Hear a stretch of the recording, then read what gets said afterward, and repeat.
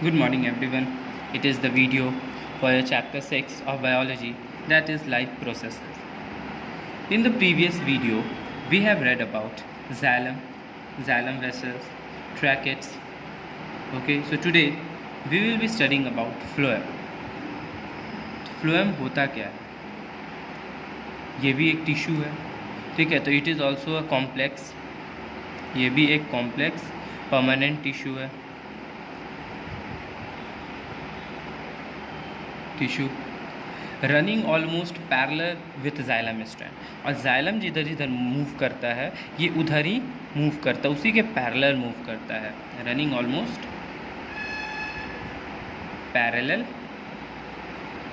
With xylem, ठीक है. ये जाइलम के साथ ही पैरेलल मूव करते रहता है. ये बना क्या से होता है? It is also made up of 4 type of cell, ठीक है. जैसे जाइलम 4 टाइप ऑफ सेल से बना हुआ था, like xylem vessel, tracheids, xylem प्रैंकी या जाइलम फाइबर. उसी तरह जो फ्लोएम है ये भी 4 टाइप ऑफ सेल से बना होता है, ठीक है. 4 टाइप्स ऑफ सेल कौन कौन होता है? That is sieve tubes, phloem, parenchyma, companion cell,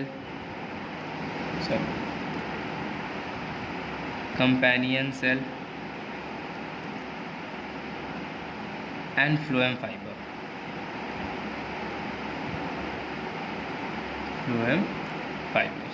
तो ओनली फ्लोएम फाइबर्स, ये जो फ्लोएम फाइबर है आर डेड सेल, ठीक है. ये जो है फ्लोएम फाइबर ये सिर्फ एक डेड सेल है, इट इज़ डेड सेल. और बाकी जो ये 3 है, sieve tubes, phloem, parenchyma, companion cell, ये तीनों मेरा क्या है? एक लिविंग सेल है, ठीक है. ये सारा मेरा लिविंग सेल है. और इन 4 में से जो सीव ट्यूब है ये सबसे ज़्यादा इम्पॉर्टेंट है, it is the most abundant, सबसे ज़्यादा इम्पॉर्टेंट है, ठीक है. अब इसमें क्या होता है? फ्लोएम में जितने बहुत सारे सेल ज्वाइन करते हैं, ठीक है, मैनी सेल ज्वाइंस. अब ज्वाइन करके एंड टू एंड ज्वाइन करते हैं और एक लॉन्ग ट्यूब बनाते हैं, ठीक है. एक लॉन्ग ट्यूब्स बनाते हैं. लेकिन जाइलम वेसल में क्या होता था? जो एंड होता था सेल का वो कम्प्लीटली ब्रोकन होता था, ठीक है. लेकिन इसमें जो होता है, जो एंड सेल होता है, end cells are not completely broken. इसमें एंड सेल कम्प्लीटली ब्रोकन नहीं होता है. They have a small holes in them, broken नहीं होता लेकिन उनमें क्या होता है? They have a small holes, ठीक है, छोटे छोटे होल्स होते हैं इसके अंदर. नाउ द सीव प्लेट, ठीक है, ये जो सीव ट्यूब है, the सीव plate allow the passage of food through the tiny vessels. अब जो सीव ट्यूब्स है ये क्या करता है? इसका वर्क क्या है सीव ट्यूब का?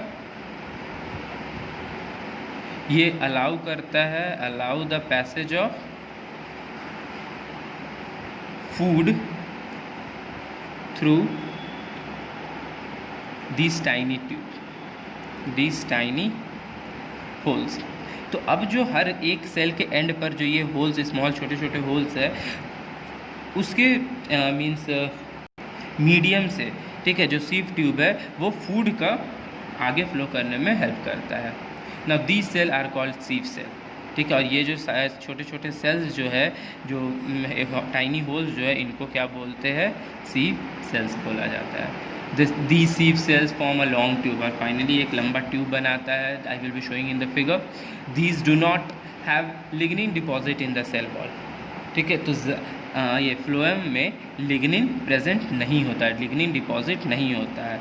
अब लिग्निन क्या होता है? तो लिग्निन जो है एक तरह का ऑर्गेनिक पॉलीमर है, ठीक है, कॉम्प्लेक्स ऑर्गेनिक पॉलीमर है. It is a complex organic polymer. ये कहाँ डिपॉजिट होता है? Deposited in the cell walls, ठीक है, सेल वॉल्स में वो डिपॉजिट होता है ऑफ मैनी प्लांट्स. इसका फंक्शन क्या है? तो प्लांट्स में प्रेजेंट होता है, उनको, ये प्लांट्स को making them rigid and woody, ठीक है. ये प्लांट को हार्ड बनाता है, वुडी बनाता है, ये जो लिग्निन होता है, ठीक है। तो ये जो लिग्निन है ये जाइलम में प्रेजेंट नहीं होता है। A companion cell is present. अब ये कंपेनियन सेल क्या है, तो companion cell is present beside each sieve cell. और हर एक ट्यूब सेल के पीछे क्या होता है, बगल में कौन प्रेजेंट होता है, कंपेनियन सेल प्रेजेंट होता है। ठीक है, हर एक जितने भी ट्यूब सेल है, सीव ट्यूब है, उनके बगल में ये कंपेनियन सेल प्रेजेंट रहता है। And the companion cell control the function of sieve cell. और इसका काम क्या है कंपेनियन सेल का, सीव ट्यूब्स का, सीव सेल का जो फंक्शन है उसको कंट्रोल करना। ओके, तो ये था फ्लोएम के बारे में। नाउ जो नेक्स्ट टॉपिक हम लोग अभी पढ़ेंगे वो क्या है, transport of water and mineral in plant. तो कैसे ट्रांसपोर्ट होता है, ठीक है, जब मूव करता है ये तो हमें पता चल गया कि जाइलम टिश्यू है वो ट्रांसपोर्ट करता है, बट एक्चुअली प्रोसेस क्या है ये ट्रांसपोर्ट का, कैसे मूव करता है, ठीक है। तो ये सारा हम लोग अभी पढ़ेंगे, transport of water and minerals in plants. So transport of water and mineral involve following processes. तो आखिर ट्रांसपोर्ट का प्रोसेस क्या है, तो प्रोसेसेस है, पहला है absorption of water, absorption of water and minerals. Second क्या है, एसेंट ऑफ सैप। ठीक है, अभी हम लोग जानेंगे कि एक्चुअली एसेंट ऑफ सैप होता क्या है, ये अलाउ क्या, इसका वर्क क्या है। And third is transpiration. Okay, तो फर्स्ट जो हम लोग पढ़ेंगे that will be transportation absorption of water and mineral. तो absorption of water and mineral होता कैसे, absorption of water and minerals।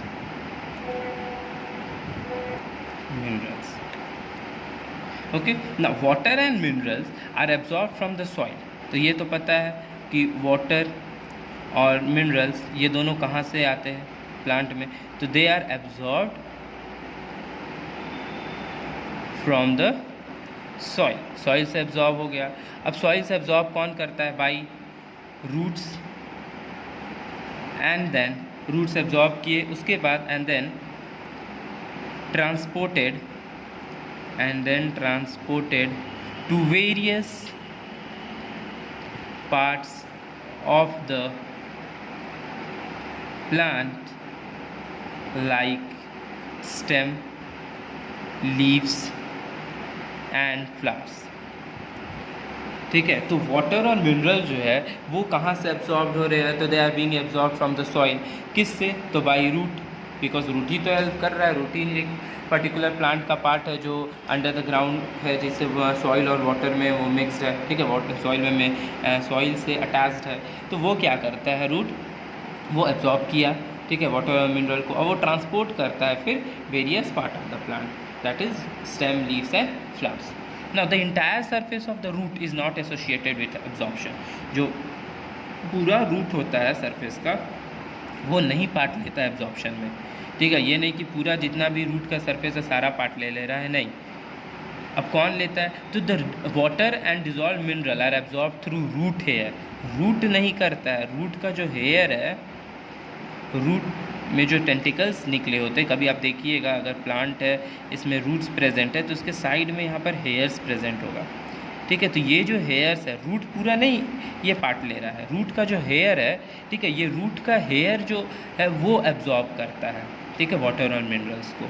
And the root hair are unicellular extension. ठीक है, ये एक यूनिसेलुलर है, यूनिसेलुलर है ऑफ द एपिडर्मल सेल। तो एपिडर्मल सेल का एक ये यूनिसेलुलर है। तो अब ये जो रूट हेयर है वो पहले एक यूनिसेलुलर है, यूनिसेलुलर एक्सटेंशन होने के बाद भी वो एक epidermal cell, epidermal cell means क्या, आउटर लेयर जो होता है, जो रूट का आउटर लेयर है, ठीक है, उसका एक कवरिंग है, उसका जो कवरिंग है वो ये रूट हेयर है। अब they also increase the surface area of absorption. ठीक है, जो रूट हेयर है वो क्या करता है, सरफेस एरिया को इंक्रीज़ कर देता है। ठीक है, सरफेस एरिया को इंक्रीज़ करता है जिसके चलते और एब्जॉर्प्शन हो जाता है। सो अब रूट हेयर क्या करता है, सरफेस एरिया को इंक्रीज़ कर दे रहा है। तो फ्रॉम द रूट हेयर, ठीक है, द एब्जॉर्ब्ड वाटर, अब रूट हेयर एब्जॉर्ब किया, ठीक है, तो रूट हेयर के बाद जो एब्जॉर्ब्ड वाटर है वो मूव करता है, एब्जॉर्ब वाटर जो है वो मूव करेगा, मूव थ्रू, ठीक है, ये किधर से मूव करेगा, मूव थ्रू रूट कॉर्टेक्स, ठीक है, रूट कॉर्टेक्स, एंडोडर्मिस, ये सब बताएंगे क्या है, root cortex, endodermis, then pericycle, and finally into the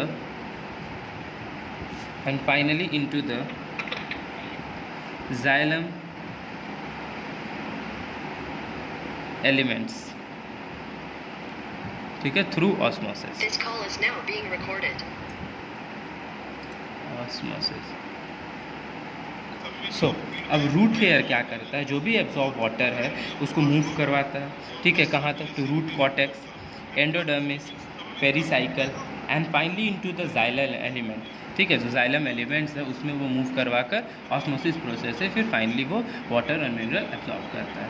now the water in xylem is called xylem SAP, ठीक है, जो वाटर है प्रेजेंट, वाटर इन जाइलम, उसको क्या बोला जाता है, जाइलम सैप, ठीक है, इसको जाइलम सैप बोला जाता है। And movement of water molecule from root hair to root epidermis, ठीक है, रूट हेयर से जो रूट एपिडर्मिस तक जा रहा है, from root epidermis to root cortex, ठीक है, तो ये सारा हो रहा है, तो रूट एपिडर्मिस हो गया, अभी हम पढ़, so as you can see ये हमारा रूट हेयर है, ठीक है, फिल्म ऑफ वाटर है, इसमें वाटर सॉइल पार्टिकल्स है।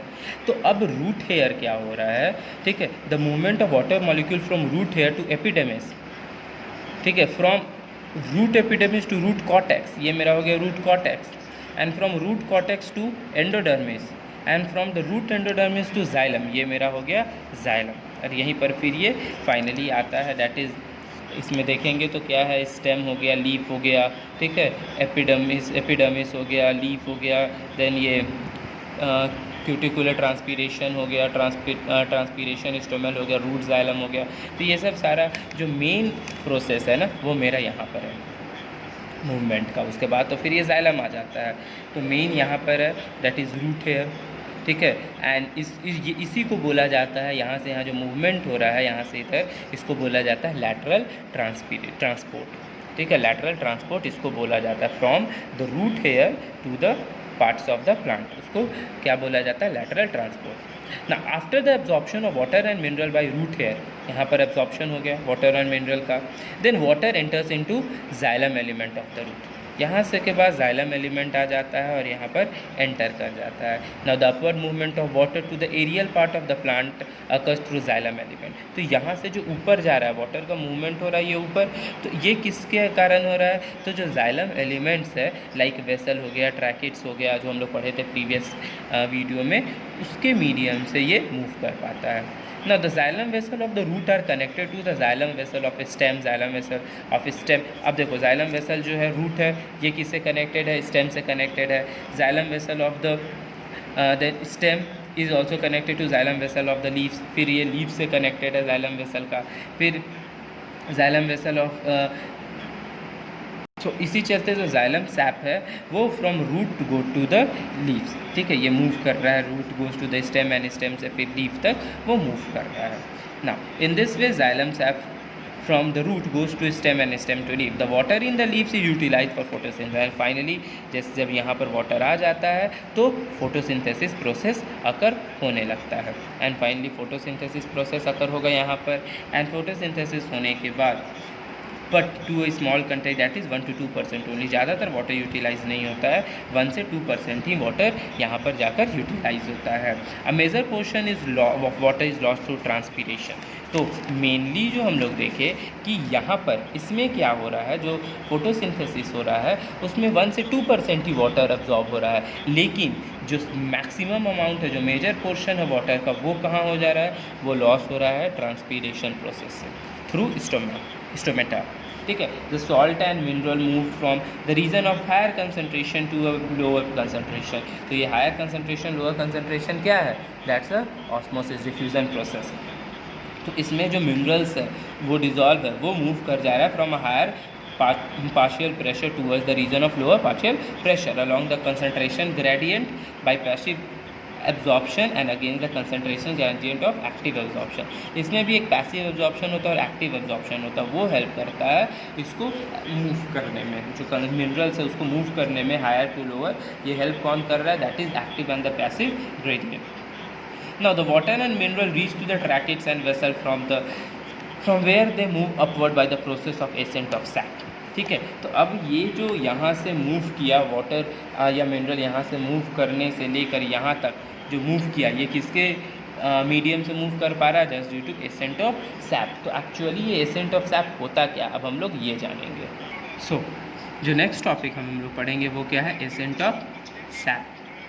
ठीक है, एसेंट ऑफ सैप।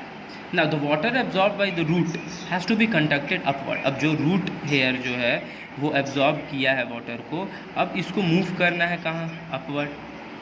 ठीक है, अपवर्ड मूव करना है, so as to meet the need of tissue, कि टिश्यू को मिनरल्स वाटर मिल सके।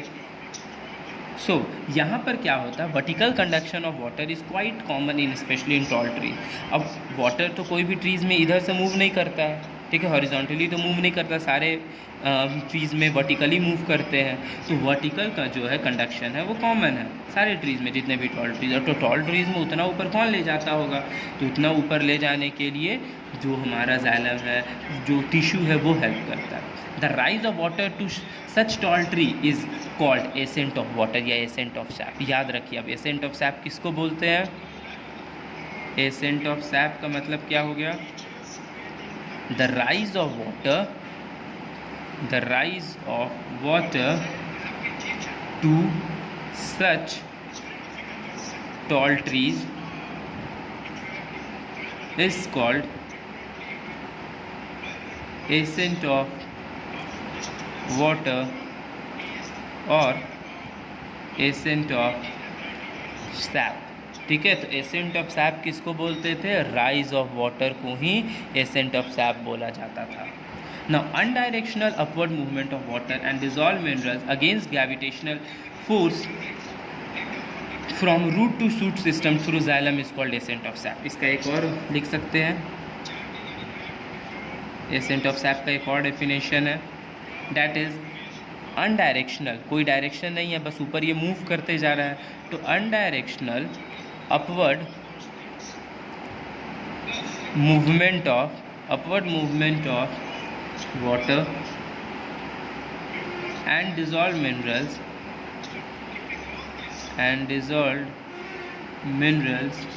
अगेंस्ट। अब ये तो ऊपर जा रहा है तो ग्रेविटेशनल फोर्स हमको पता है नीचे की ओर लगता है, नीचे तरफ लगता है, लेकिन ये ऊपर जा रहा है तो इसका मतलब अगेंस्ट ग्रेविटेशनल फोर्स जा रहा है, अगेंस्ट ग्रेविटेशनल फोर्स